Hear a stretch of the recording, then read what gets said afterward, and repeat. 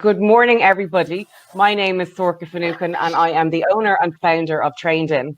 Trained In is an online marketplace that's designated to training and consultancy providers to showcase their business and services to a larger market that they might not have found on their own.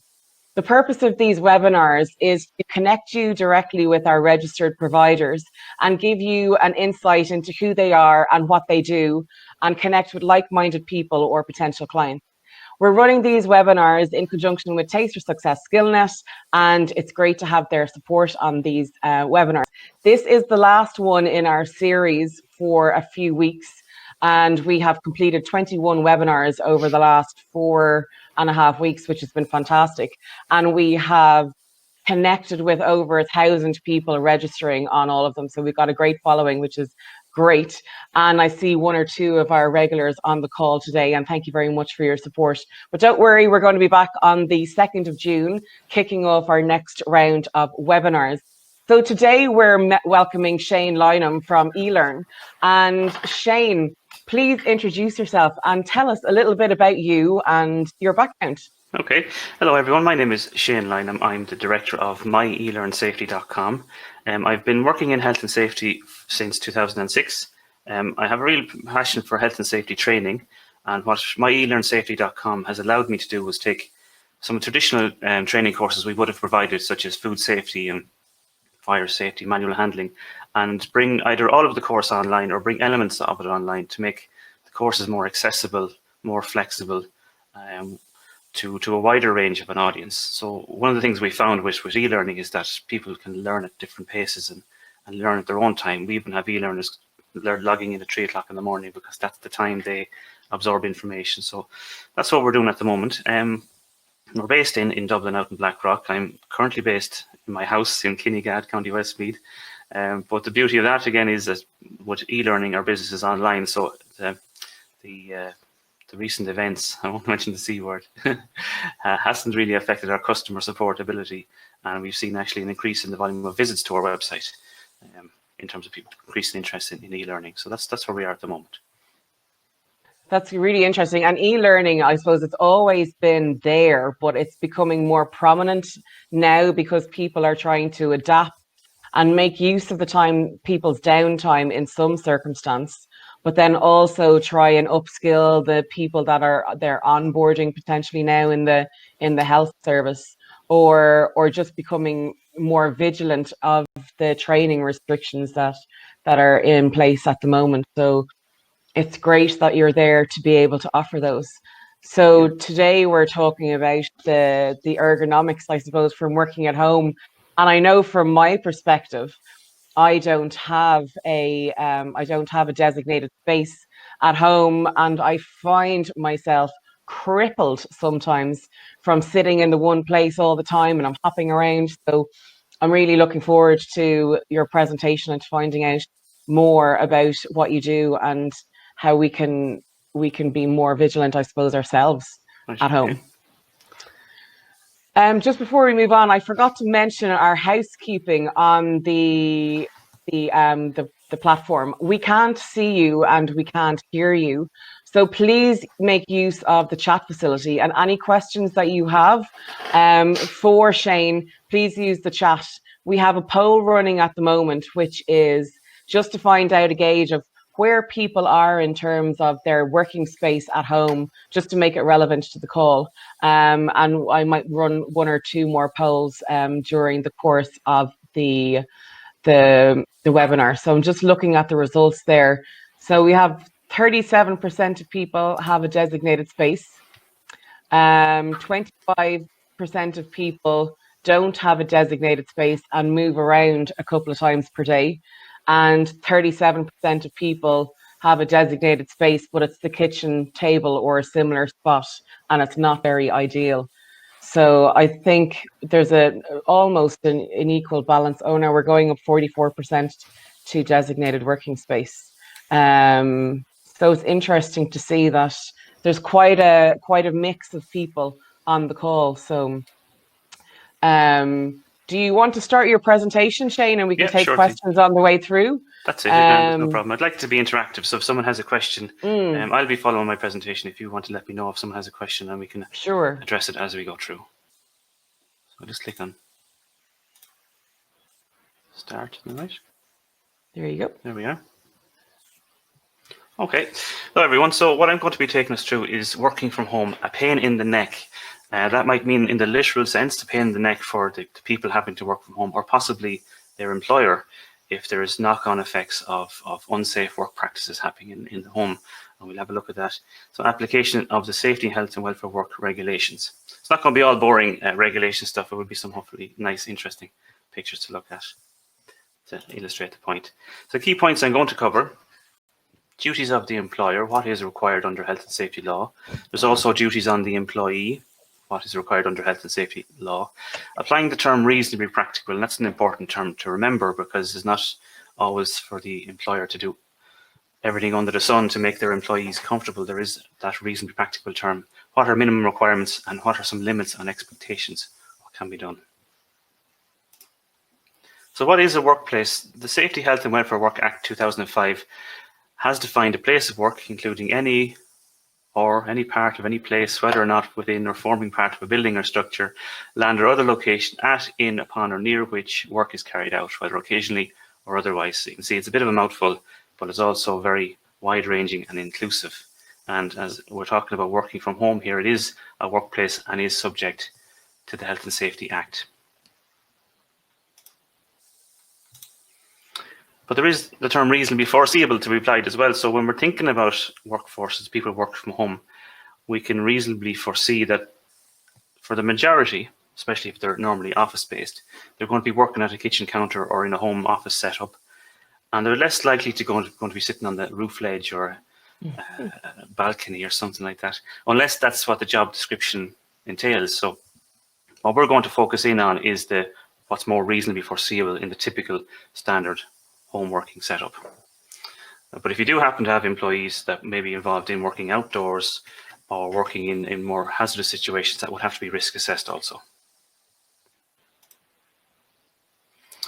There are a range of different hazards that could be presented from working from home. We're going to focus in on the first one, which is prolonged periods of sitting in unfavorable ergonomic conditions.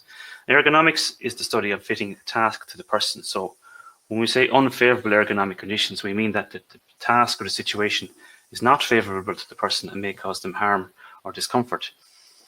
One of the key things to remember is adjustability and flexibility is going to be key in achieving a good ergonomic condition.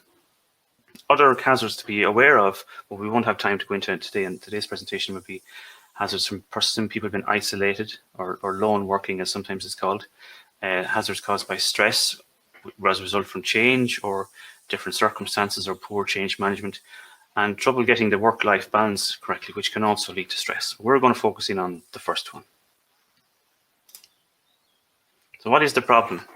So discomfort caused by pain or injury to an employee, which can result in loss of productivity. I know if I have to get up and go for a walk every 10 minutes because I've got pains, I need to stretch, I'm going to spend less time doing work. And I know from my own experience as well, it takes me a good 10 or 15 minutes to actually get into doing something. So if I can be comfortable and I can sit and work, I can be more productive. Poor morale, you know, if you're sitting in a bad situation, you're not comfortable, you might start drifting onto a website such as jobs.ie and having a look around to see what else is out there. When this all started and I was locked inside, not locked inside, but when I was stuck inside for days, I started having dreams of jobs as a lumberjack, and I was taken back to the Monty Python song. I don't want to do this, I want to be a lumberjack. Some people might remember that. Wanted to work outside. So that's poor morale. Compensation claims, and that's I suppose the more serious end of it. An injury from manual handling or poor ergonomics could result in a claim against the employer if it can be proved that the employer was negligent. And that's where it gets serious. And that's where, as employers, we have to demonstrate that we've done everything that's reasonably practicable. And there's some steps to solve that. Okay, so where does pain or discomfort might come from? If we look at some of the pictures here, screen height being too high or too low, the muscles in your neck are designed to move your head into a correct position, which is your ears above your shoulders. It's designed to turn your head, but it's not designed to bear the weight of your head for long periods of time. So they're the muscles in your neck, and that muscle tension and pain there can lead also to migraines. and it can also lead to tension in other areas of the back. So the position of your head in relation to where the rest of your body is very important. We're yet to see the harmful long-term effects of overuse of smartphones and tablets on people with their head prolonged in a forward position, leading to these neck problems. But it will happen 10 years' time. We're going to start seeing, especially the younger generation, maybe. Shoulder pain. So if you have to hunch up your shoulders, so you're raising your shoulders up towards your ears in order to keep your arms suspended in a higher position because your table is too high or your chair is too low, there's extra strain on your shoulders, and it can lead to shoulder tension and pain. It will be overreaching if you don't have everything in what's called a zone of convenient reach. If I took my elbows into my sides and I spread my arms out in front of me, I should be able to easily reach my keyboard, my mouse, and other appliances. If I'm regularly on the phone, if it's a desktop phone, I need to have that within a zone of convenient reach as well. So overreaching, reaching too far, can cause shoulder pain. Now, it has to be said, I suppose, at this point too, that some of these things can exacerbate existing injuries. You might have a sports injury or injuries suffered maybe from a car crash or other conditions that can be exacerbated by these incorrect positions. Lower back pain, so twisting of the lumbar spine. If you have a look at the chair in the picture there, and any good ergonomic desk chair will have a swivel, which means the chair twists and your back does not. So you can swivel on your chair, and I'm doing it at the moment now, just because I'm thinking about it. It avoids your lumbar spine twisting, okay? And also having the seat of the chair too far from the ground. If your legs are dangling over the end of the chair, that means that your lower back is carrying the weight of your legs, which means can lead to extra strain and pain there in your lower back as well. As you can see, that's demonstrated in the picture. I just fixed my posture because that's exactly how I was sitting right now. That's it. If you think about when we do eventually get back into the pubs and restaurants, the bar stools will have a footrest halfway up on the bar, somewhere like that, to support your legs. Otherwise, it'll be uncomfortable on your lower back. Wrist pain, overreaching for your mouse or using the mouse in the incorrect position, prolonged forward backward extension of the wrists and fingers. So in the picture there, the wrist should be bent slightly backwards, but not too far back or too far forward, because if you do that and then you're using your fingers, what's going to happen is you're going to cause potentially a condition called carpal tunnel syndrome. You might have heard of that. It's very painful. Yeah. And all of these conditions here can take a while to go away once you start feeling the pain. And it could lead to having to go to a physiotherapist and everything. So prevention is better than cure. And correct positioning will help prevent some of these things from happening. So we see when we work from home, we deviate from some normal standards we come to expect and take for granted. So what we're losing is we're losing adjustable chair, unless we have one at home. In some cases, we're losing an adjustable desk. Some workplaces are fairly proactive in terms of ergonomics, and they will have adjustable desks that you can stand at. And I'll get to that in a minute. Adjustable computer screen with adjustable height and tilt, and also some other equipment that's been set up maybe by someone in IT, if you're lucky enough to have an IT department or someone who's good at that. Printers, scanners, and other things that might be set up correctly within convenient reach and that work efficiently for you. So all those things could be lost when we're working from home, that we take for granted. What we're going to try and achieve, what we should try and achieve, is positions similar to what's in the picture here. And the picture doesn't say that or demonstrate, and the idea is not to stand rigidly in these positions for long periods of time. It's to be able to achieve these positions and be able to flex a little bit either side of it. So your eye height should be roughly in line with the top of the screen. Your elbows should be at right angles, and your legs should be supported. Okay, you should be able to reach your keyboard with your elbows tucked in slightly into your sides if you can, without overreaching. Some similar things can be achieved when standing. Standing can be good as well because it can exercise the leg muscles. When we're standing, our lower back is bearing the weight of the legs, because the legs themselves, which contain the largest muscle group of the body, can bear the whole weight of the body. So standing has been proven to be beneficial where it can be achieved. You know, if you're going to be at your computer screen, if you have that option to stand up as well. Now that might be something at a countertop. In some workplaces, the table itself is adjustable to allow for sitting or standing variations during the day. Okay, so that's an interesting graphic there, and I can email that to anyone if anyone wants to have a look at it afterwards. So what's the solution? We've identified what the problem is. You know, poor positioning, which can cause back pain. So what is the solution? This is what's important for employers or even people working self-employed to try and solve the problem. Risk assess. First of all, find out if you have a problem. if it ever went to a court case where an employee is trying to take their employer to court over an injury at work, one of the first questions that gets asked is, was a risk assessment carried out? So you need to determine the current situation for employees working from home. This can be simply done by taking a picture and getting them to send it to you, but you have to bear in mind that someone might be conscious about their home situation.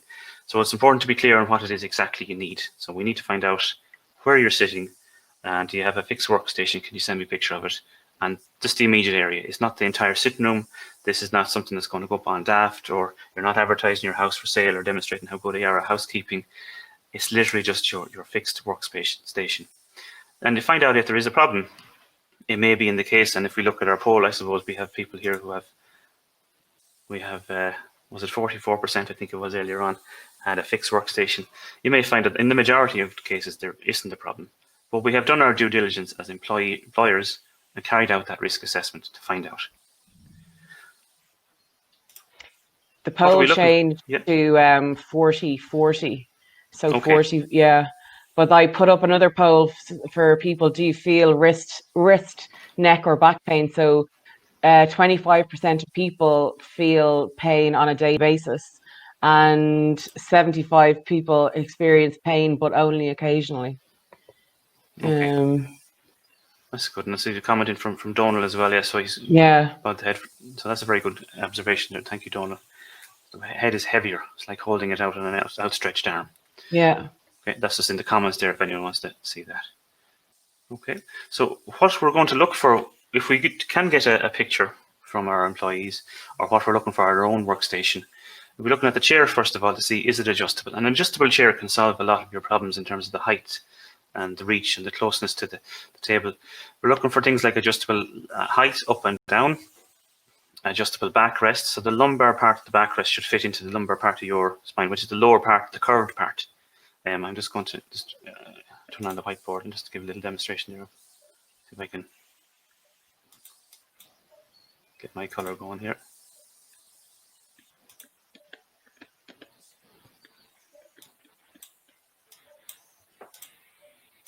So that part there of the, can everyone see that? No. Okay. I think you're on white, are you? I'm on black maybe. I'll try red, different color, better color. There we go. So that part there of the chair on the picture. Oh yeah. Drawn it properly. Yeah. That part there should fit in to your lower back. Mm. All right. Now back to.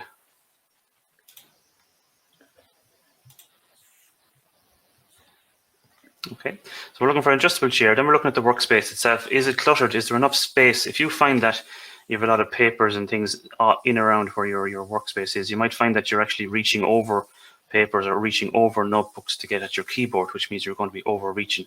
So you need to have a lot of space, not for your own, as well as for your own mental well-being, I suppose, so that you can put the things you're using most frequently in your zone of convenient reach.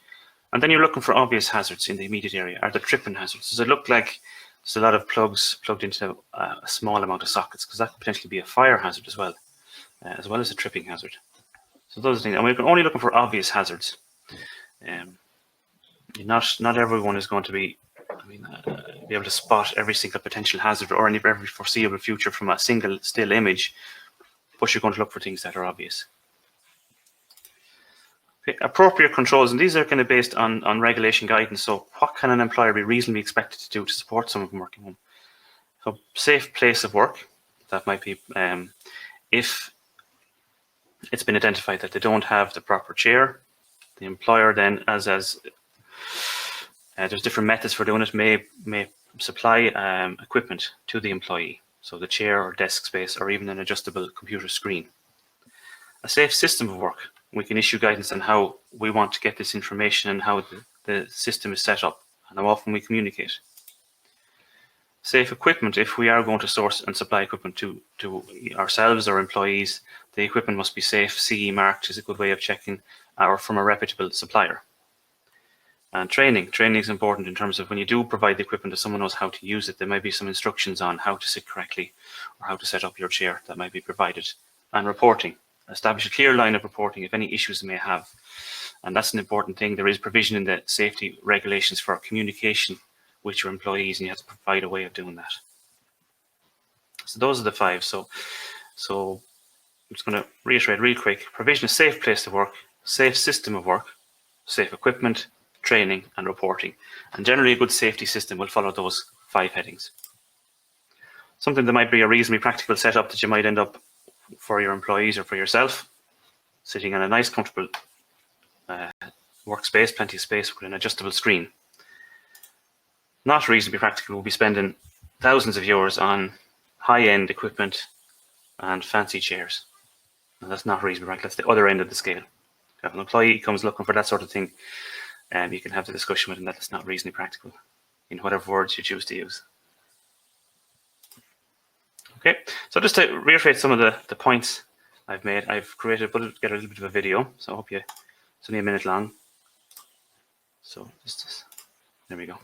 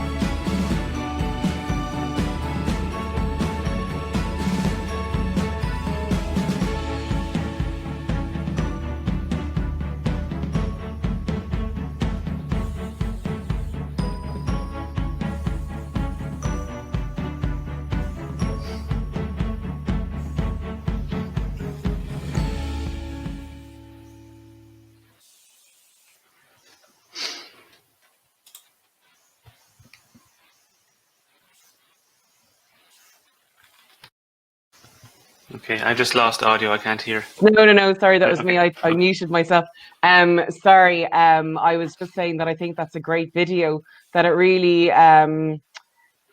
showcases the issues that we all experience. I say as I look at my laptop cable draping across the room to the PowerPoint here. So did you make that video yourself, Shane? I did, you? I did it on one Wednesday. I said I'd have a go and see. Found the little app on my computer here and made it. Yeah. I suppose just to summarize and close out the presentation a little bit before we can take some questions. Would be to say that the important thing is to do that risk assessment either for yourself or for your employees. Have a look at your workstation, and if it's for employees, can maybe keep a record that you've done that, and then have that discussion with them to see what is it they need. They may have the chair in the the spare room that they could use that's adjustable. There may be no expense to the employer, but it's important to start that process and have that discussion. And that's it for yourself. Then the benefit of having a good, comfortable workstation is that you'll feel happier in your work, and you'll actually be more productive. And long term, then you can avoid things like that, the back and the neck pain. Okay, so that's it. Thank you very much. I think it's a really good presentation, Shane, and it's really helpful to get that insight about how you should be sitting and how you should be holding yourself. And I'm not sure if we've many employers or employees on the call, but I suppose it shows where the responsibility ends up from a reasonably practicable perspective. Does anybody have any questions that they'd like to ask Jane? This is your chance to ask as many questions as you can, and to make use of this time. Anybody? No, not as of yet. Okay, what would you have any closing points that you'd like to close out on? Okay, well, I might put up the slide again just for the correct positioning. Sure. And we'll talk a little bit about some things you might have in the home that might be useful. We'll go back to, let's go back a little bit.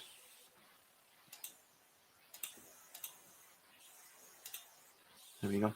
So if you look at so if to say you're working on a laptop screen and you're trying to raise it up, there might be some books or encyclopedias and things like that that you could use to sit your laptop up on. But it's important, if you are going to do something like that, that the fan or the cooling mechanism of the laptop is not blocked, because that can overheat and affect your equipment. A simple way of getting the keyboard in reachable distance and an adjustable height screen is to raise up your laptop and maybe have a USB plug-in keyboard. That might work. Some people work with that solution. If you find that your feet are dangling over the edge of the chair, and a good way to discover that is if you feel any pressure on the backs of your legs as you're sitting in the chair, maybe you could put your feet up on some kind of shoebox, or I used to say phone book, but nobody has those anymore. So something that'll just raise your feet a little bit off the ground, take that pressure off. And then making sure that if you do need to clear your desk every so often or regularly, it's a good idea, it's a good practice to do that, because you will find that things will build up on your desk. I'm looking at 2 empty cups from yesterday and a stack of notes. They need to go, because I'm going to eventually have a build-up of materials there that will affect my working space. Sorka has just left the room. I think she'll be back in a second. I'm just going to have a look at the chat and see if any questions came in. Just a comment there from John Cronin. Thank you. Okay, thank you, John. And you're okay. That's great, coming from someone who knows about it as well. That's a good endorsement. Thank you very much, John. Donald, the optimum time to sit at a desk without getting up. I've heard different stories about it. What guideline I try to follow is about 40 minutes, but that could be different for everyone. It happens to be my limit. So I would say about 40 minutes. I don't know, John, if you have any input there on that, having teaching the course. But I would say 40 minutes if you can. We often find that we go over that because you might get stuck into a piece of work and you might go over that time. And I think that's, if you think about education settings or colleges and seminars and things like that, 40 minutes is a good time to have someone sitting when they need to get up and have a break as well. Okay, message from Neve. Thank you, Neve. Thanks for joining. Sorry, I lost connection there, and I popped out for 2 seconds. I just put up an offer there from BMC Office Supplies. They have 20% off all of their items at the moment. So if anybody wants to contact BMC Office, they can click there. And yourselves then at eLearn, my eLearn Safety, Shane, you have a number of e-learning courses, not just ergonomics. So people can also contact you if they have any requirement for e-learning. Well, that's it.